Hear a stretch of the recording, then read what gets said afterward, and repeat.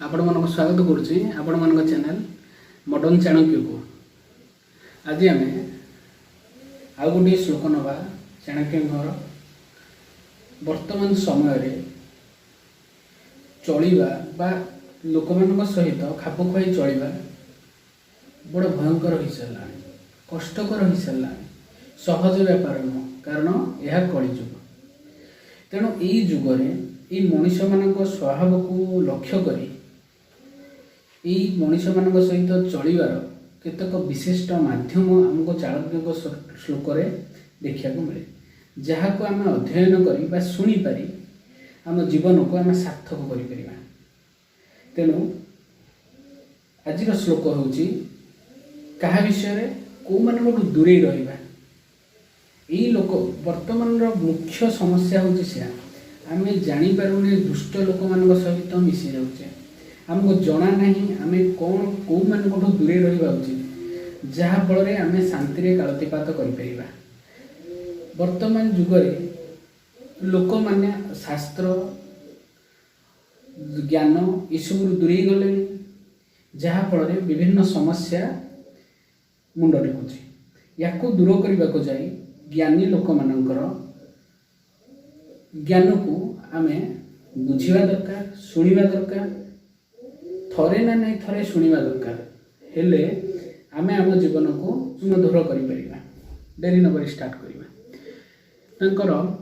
श्लोकटी हूँ कु ग्रामवास कुलहीन सेवा कु भोजनम क्रोधमुखी च भार्या पुत्रश्च मूर्ख विधवा च कन्या विनाग्नि मेते प्रदयंती कायम। बहुत मजादार श्लोकटे, बहुत गुरुत्वपूर्ण श्लोकटे। कौ माने बिना अग्नि रे मध्य मनीष को जाली दियंती। जानी थिबे लोक कहते मो पेट पोड़ीगला, कौन पोड़ी जाऊँगी सतरे किंतु भोग करे। से भली माने बिना अग्नि रे मध्य मनीष को यही सबू भूल काम द्वारा मनीष को जलिवा को पड़े, कष्ट भोगिया को पड़े। तेणु इमान दूरे रहा। प्रथम किए प्रथम हूँ कु ग्रामवास।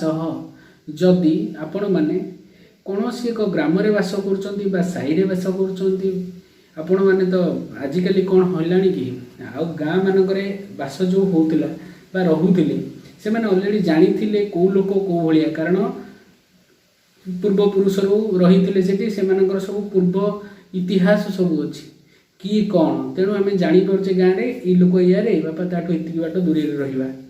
किंतु वर्तमान जो टाउन मानक जो समस्या है, चोर भी आम घर साइड रोचे, तस्कर भी साइड रोचे, आम कि जाने कारण सी उपरकू तो बहुत भल, सी भी उपरकू बहुत भल। काली आम सहित किसी घटीगला आम सब जाना बेलू सब सरी जा। तेणु आम जाना दरकार जो पाखापाखि रोचे भल लोक रही दरकार। तेणु आमको यह मन रखापी पड़ो, नहले आम जीवन दुखमय हो, बहुत अशांति रहा पड़ो। तापर द्वितीय जिनस देख कुलहीन सेवा मीन्स से चाणक्य जो समय राजत्व तांकर चली प्रधानमंत्री थे चंद्रगुप्त मौर्य से कूल सबू थिला। कूल मीन्स जो जाति धर्म एगुड़ा सब थिला। मीन्स वर्तमान तो जाति धर्म को माने रोक लगा जाइए। वर्तमान रोक लगेला पर जोड़े जाति आउ सृष्टि होती, जहाँ हूँ गोटे धनिक जाति आ गोटे हूँ गरीब जाति। या कौ सरकार रोकीपर, कौ सरकार रोकीपर धनिक जाति कारण सरकार ही जाऊँच, सरकार थी बड़ बड़ बाबू मैंने जाऊँच, बड़ बड़ ऑफिसर मैंने जाऊँच, से भांगापी केवे चाहिए। गरीब लोक तो सरकार हो पार छाड़ से कथा। तेणु से माने बड़ वर्तमान समय जदि कंपेयर करवा से समय तो थिला अलग कथा, वर्तमान समय कंपेयर करिया धनिक लोकटा को कहवा सी गोटे गरीब लोकर सेवा करने से करनी भितर भितर जलिव। अरे मु गोटे एत पावरफुल लोक, मुझे धनिक लोक, मुझे गरीब सेवा करी, यार किसी ना। तेणु ये ताको ज्वलन दब मीन्स यह संभव नुह। तृतीय जिनस देख कुभोजन। जदि आपण को खराब भोजन मिल जाए ताल ताको परित्याग करवा उचित।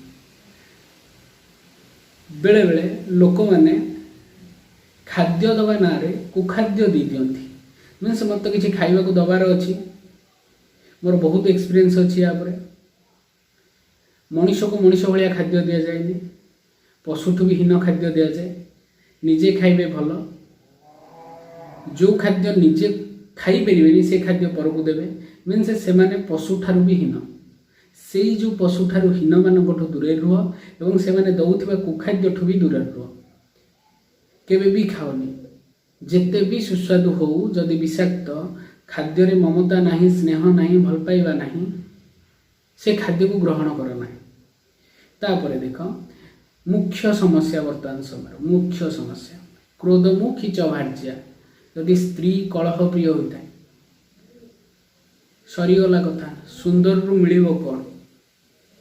आजिकल लोक मैंने यही जो आजिकल पारिवारिक समस्या बढ़ी बढ़ी चलती, कारण प्रथम कामर डिमांड होची सुंदर होइथिबा दरकार झियो, तापरे से कलह प्रिय हो पछे हमर चलिबो, कारण आम ता मुह देखी देखी समय कटेबा, किंतु सेटा हेई पारेनी। जहाँ सत्य ता सत्य, सत्य केबे मिथ्या हेई परिबनी। जेतेबेले किछि दिन संपर्क गढ़ी चलिबो, तापरे तार निज रूप देखै देबो, तापरे घरे कलह बारंबार लागिबो, तापरे जीवन नर्क होई जिवो।